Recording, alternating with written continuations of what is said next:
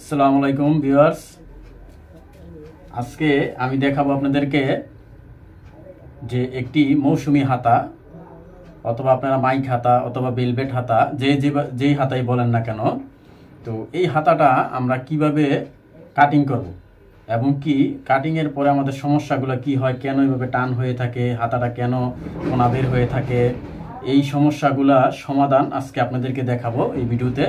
আশা করি পুরো ভিডিওটা আপনারা দেখবেন। পুরোটা ভিডিও দেখলে খুব সুন্দরভাবে আপনারা একবার দেখেই শিখে যাবেন। তো সেই জন্য দেখেন, এখানে কিন্তু আমি 4 ভাঁজ করে নিছি, কাপড়টা প্রথম ডাবল নিছি, তারপরে 4টা ভাঁজ দিয়ে নিছি। তো এখন আমাদের যেটা করতে হবে সেটা হচ্ছে, ধরেন এই সাইডটা আমাদের হাতার মুহুরি, তো কিছু কাপড় আমাদের এখানে যেহেতু এখানে কম বেশি আছে এই জন্য আমি একটা ফেলে নিলাম, আর একটু ফেলে নিতে হবে। তো এইটা কাপড়টা কম বেশি আছে দেখে কিন্তু আমি এই এক্সট্রাটা কেটে ফেলে নিচ্ছি। তো আপনাদের যদি কাপড় ভিতরের দিকে সমান থাকে তাহলে এভাবে কেটে ফালাইতে হবে না। তো এখন আমরা এখান থেকে 1 ইঞ্চি, এটা হলো হাতার মুহুরির সাইডটা, হাতার মুহুরির সাইডটা 1 ইঞ্চি এভাবে রেখে নিলাম। 1 ইঞ্চি রেখে নিলাম, এটা হলো সেলাই করার জন্য, বাইয়া সেলাই করার জন্য। এখান থেকে আমাদের লম্বার মাপটা, তো আমাদের এটা লম্বা হচ্ছে 16 ইঞ্চি। আপনারা চাইলে ফুল হাতাও দিতে পারেন, কোনো সমস্যা নাই। আপনাদের লম্বা বেশি হলে শুধু লম্বাই বেশি নিয়ে নেবেন আর কি, এভাবে। এই 16 ইঞ্চি, তো দেখেন, তো 16 ইঞ্চিতে একটা দাগ দিলাম। তো এখন এখানে এক্সট্রা সেলাই করার জন্য এক্সট্রা আমরা আরো 1/2 ইঞ্চি কাপড় বেশি নিয়ে নিলাম। এটা হচ্ছে সেলাই করার জন্য। তো এই সেলাই করার জন্য কিন্তু এটা 1/2 ইঞ্চিটা বেশি নিলাম। তারপর এখান থেকে মাপটা দিতে হবে, আমাদের যে মূল মাপটা, এখান থেকে আমরা 2.5 ইঞ্চি ধরলাম আমরা। এটা হলো ডালুটা, 2.5 ইঞ্চি আমরা ডালুটা 2.5 ইঞ্চি কেন নিলাম, এটা হচ্ছে বডিটা হচ্ছে 37 ইঞ্চি। তো আমরা 37 ইঞ্চি বডি থেকে 38 ইঞ্চি বডি পর্যন্ত, 37 ইঞ্চি থেকে না, আমরা হচ্ছে 34, 35, 36, 37 এই ধরনের বডি পর্যন্ত আমরা 2.5 ইঞ্চি ডালু নামাবো। তো 38-এর বেশি হলে আমরা 3 ইঞ্চি নামাবো, আর তার কম হলে আমরা 2 ইঞ্চি নামাবো। যদি আমাদের 31 বডি হয় সেই ক্ষেত্রে আমরা 2 ইঞ্চি নামাবো। তো আশা করি আপনারা বুঝতে পারছেন। তো এখন হচ্ছে আমাদের মুহুরির মাপটা, মুহুরির মাপ হচ্ছে আমাদের 8 মানে হচ্ছে 16 গেটটা। তো এই 16 এখানে দাগ দিলাম। তো এখানে দাগ দেওয়ার পরে আমাদের এই যে মোড়ার মাপটা, এই মাপটা আমরা কিভাবে নিব, তো ভিউয়ার্স আমরা কিন্তু সবাই কিন্তু যে এই হাতা কাটিং করার আগে কিন্তু আমরা বডির পার্টটা কাটিং করে নেই। তো বডির পার্টটা থেকে কিন্তু আমরা এই মোড়ার মাপটা, মোড়ার যে ডালুর মাপটা, এটা কিন্তু আমরা বের করতে পারবো। তো আমি আপনাদেরকে বোঝানোর জন্য, ধরেন আমাদের এটা হচ্ছে বডির পার্ট, ধরেন আমরা বডির পার্টটা এটা কেটে নিছি। তো এটা কিন্তু আপনাদের বোঝানোর জন্য আমি এটা কেটে নিছি। তো ধরেন এটা আমাদের বডির পার্ট। তো এখন আমরা কিভাবে এটা বের করব, এখান থেকে এভাবে ধরবো, এখান থেকে এভাবে এই সমানভাবে ধরে নিলাম, তারপরে এভাবে ঘুরে নিব। তো দেখেন এটা হচ্ছে আমাদের, এই যে এখানে মাপটা আমাদের বডির 8 ইঞ্চি হচ্ছে। তো 8 ইঞ্চি এখান থেকে আমরা এই মূল মাপটা থেকে আমরা 8 ইঞ্চি ধরবো। এই যে 8 ইঞ্চিতে দাগ দিলাম। তো এখন আমরা চাইলে কিন্তু একটু বেশি নিতে পারি, একটু বেশি নিয়ে একটু 1/2 ইঞ্চি 1 ইঞ্চি যদি বেশি নেই আমরা, সেটা সুবিধা হয় কি, আমরা যখন বডির পার্টটা সেলাই করার সময়, এটা হচ্ছে সেলাই করার সময়, আমি সেলানোর আইডিয়াটা আপনাদের দিচ্ছি। সেলাই করার সময় বডির পার্টটা হালকা টান দিয়ে যদি সেলাই করেন তাহলে ফিনিশিংটা অনেক সুন্দর হয়।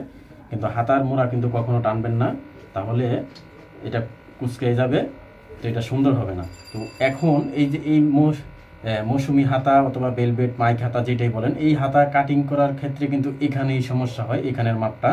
তো আমরা এখানের মাপটা খুব সুন্দরভাবে মাপটা দিয়ে নিব, লুজ ফিটিং, একদম ফিটিং না আবার লুজও না, লুজ ফিটিং মাপটা দিব। তো আমাদের এটার মাপ হচ্ছে 11 ইঞ্চি, এটা লুজ ফিটিং মাপ।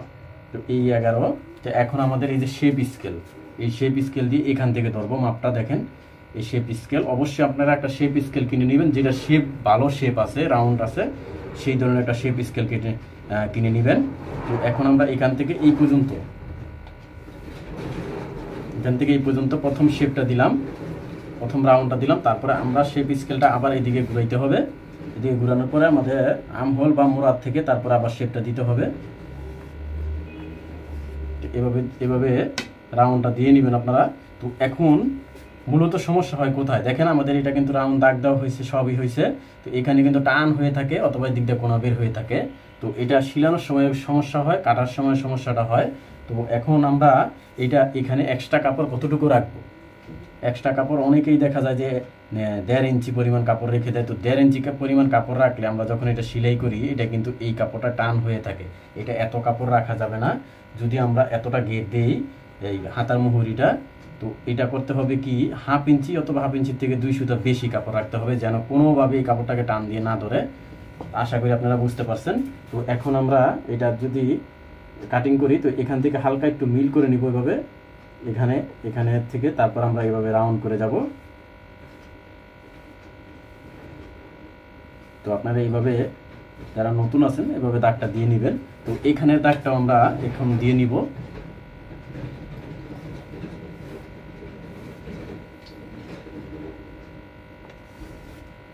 এখানের দাগটাও কিন্তু আমরা দিয়ে নিলাম।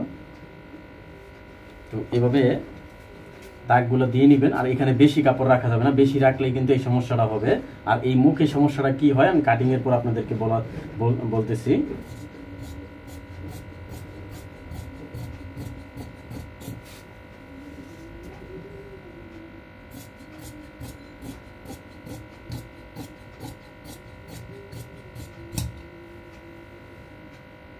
তো ভিউয়ার্স দেখেন, এখন তো আমাদের কাটিং হয়ে গেছে। তো কাটিং হয়ে গেছে, আমরা এখানে একটু কাপড় বেশি আছে, এখানে আরো একটু কাপড় কমাই নিচ্ছি। তো কাটিং তো আমাদের এখন হয়ে গেছে। তো এখন ধরেন আপনারা সেলাই করে ফেললাম। তো সেলাই করে ফেললে তো এই কোনাটা বের হয়ে থাকে, এই কোনাটা কিন্তু সেলাই করার পরে কিন্তু এই কোনাটা কিন্তু হাতার বাইরে চলে আসবে, এই এক্সট্রা কাপড়টা। এটাকে করতে হবে কি, ধরেন আমরা এখানে সেলাই করে ফেললাম মোহরির মাপ অনুযায়ী, আমি আপনাদেরকে বুঝাচ্ছি। এখানে সেলাই করে ফেললাম, তো এই কাপড়টাকে আমরা করতে হবে কি এভাবে ভেঙে দিব, এভাবে ভেঙে দিয়ে একটা সেলাই দিয়ে নিব। তো কিন্তু এই কাপড়টা কিন্তু আমাদের এটা কিন্তু মুহুরির বাইরে এভাবে এটাকে এভাবে ভেঙে দিয়ে একটা টাক দিয়ে দিব, তাহলে কিন্তু আর এটা বের হয়ে থাকবে না, এই কাপড়টা বের হয়ে থাকবে না, কোনাও বের হয়ে থাকবে না। আশা করি আপনারা বুঝতে পারছেন। তো আমরা তালপাটটা কাটিং করে নিব। তো তালপাট কাটিং করে নিলে এক কালার, এই কাপড়ের মধ্যে যদি এক কালার হয় তাহলে কিন্তু আমরা হাতাটা লাগানোর সময় দেখে নিব কোনটা কোন সাইডে, দুই সাইডে হতে হবে সেলাই করার সময়। হাতাটা সেলাই করার সময় এক সাইডে হয়ে গেলে কিন্তু আবার খুলতে হবে। তো তালপাটটা আমরা কাটিং করে নিলাম। তো ভিউয়ার্স আশা করি আপনারা বুঝতে পারছেন হাতাটা কাটিং। তো এই হাতা এইভাবে কাটিং করবেন, এক্সট্রা কাপড় বেশি রাখবেন না, আর এই জায়গাটা এইভাবে সেলাই করে নেবেন। তো আশা করি এই ভিডিওটা দেখার পর আপনাদের আর কোনো সমস্যা হবে না মৌসুমি হাতা কাটিংয়ের ক্ষেত্রে, ও সিলানোর পরে এই কোনা কখনো বের হয়ে থাকবে না। তো আজকে এই পর্যন্তই, সবাই ভালো থাকবেন, আল্লাহ হাফেজ।